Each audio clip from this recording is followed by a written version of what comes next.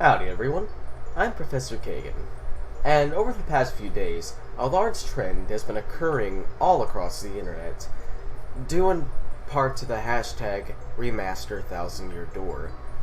And it's been tweeted out and sent everywhere in a bid to get Paper Mario the 1000 Year Door remastered.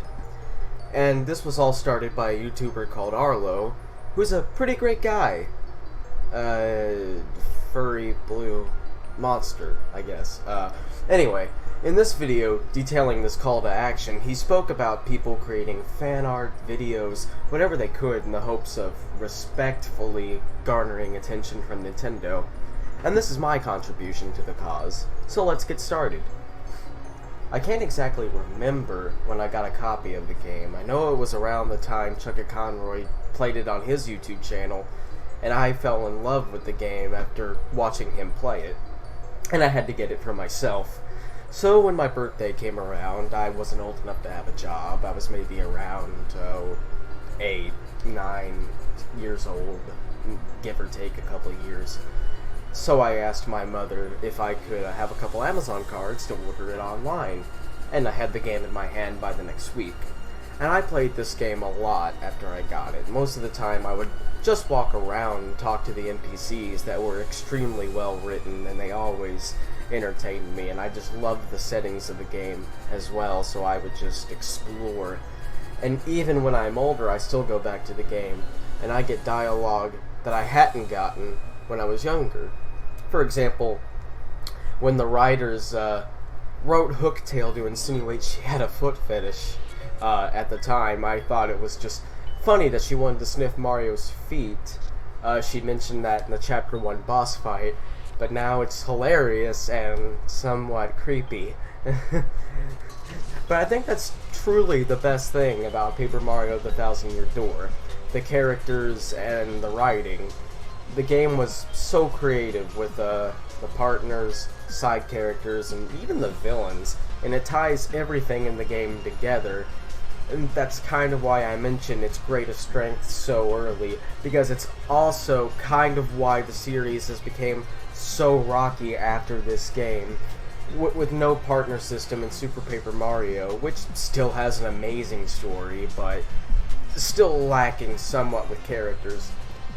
And then just eventually crashing with Sticker Star, which had nothing but generic Toads, a generic Bowser Kidnaps Peach story that we've seen 5,000 times, and an even more lackluster battle system after the simple platforming Super Paper Mario, which was a change, but I still liked it a heck of a lot more than I did the battle systems in both Sticker Star and Color Splash.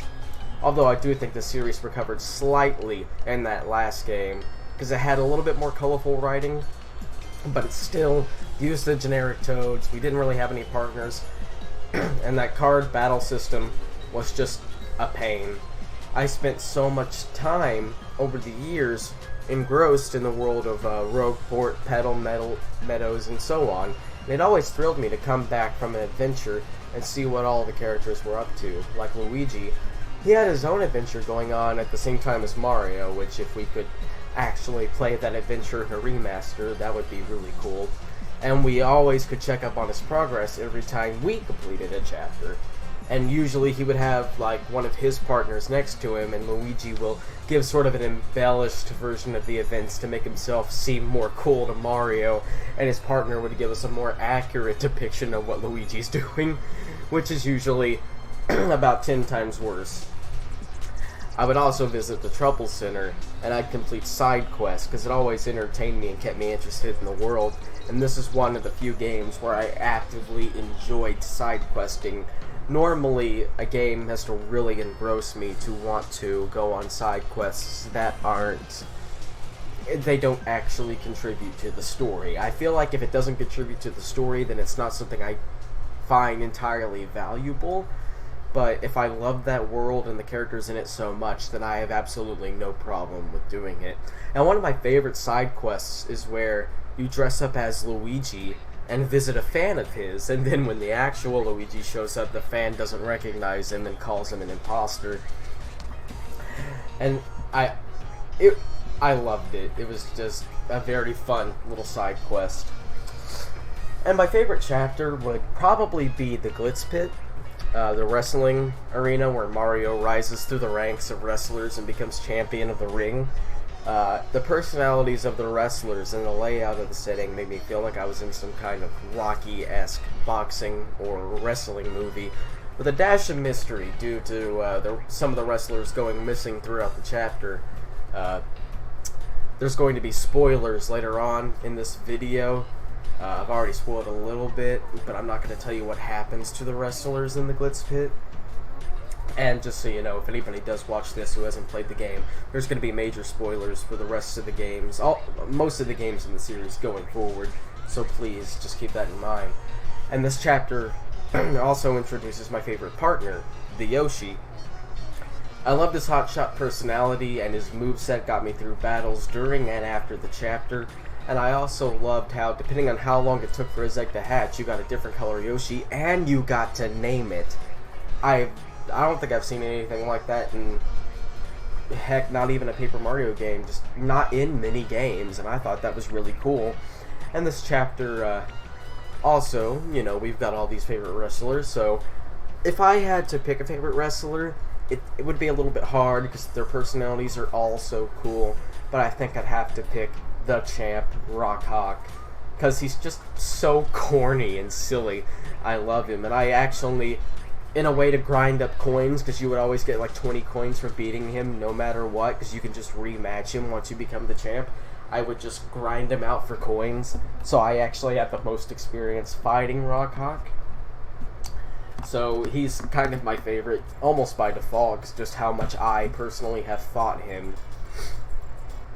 Now, as much as I love the story of Paper Mario the Thousand Year Door, especially the Glitz Pit chapter, this isn't my favorite story in the series. That would actually go to Super Paper Mario, because I like how much darker it got compared to the Thousand Year Door.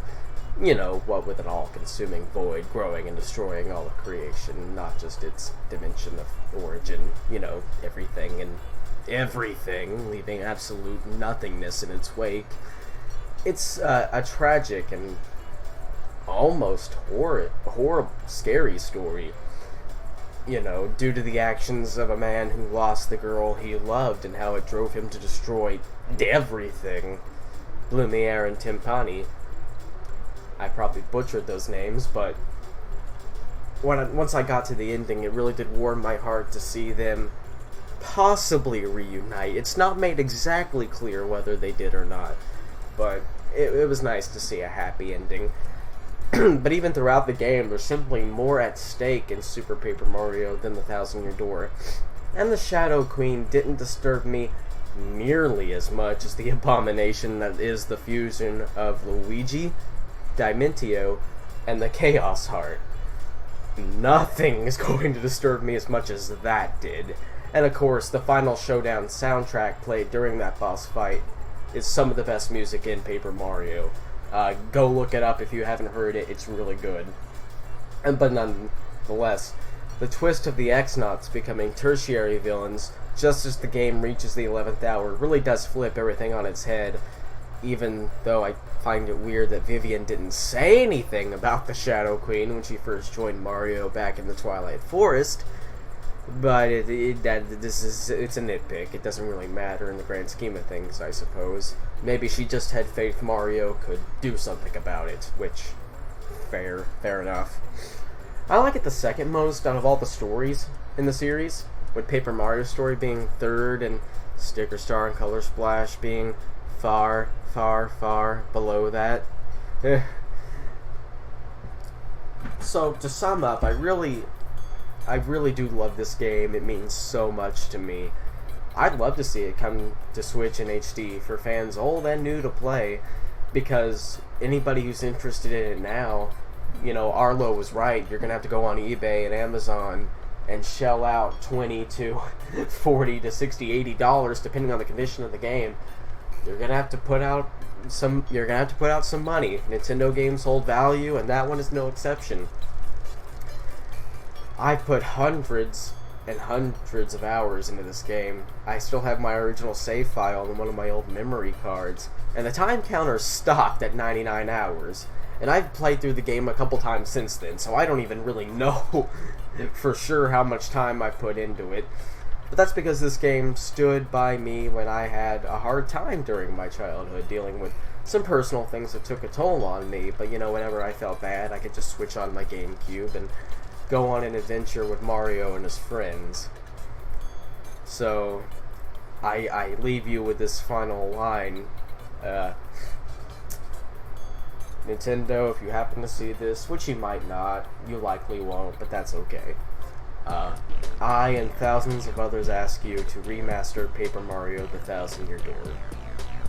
I'm Professor Kagan, Professor Nico only. Thank you.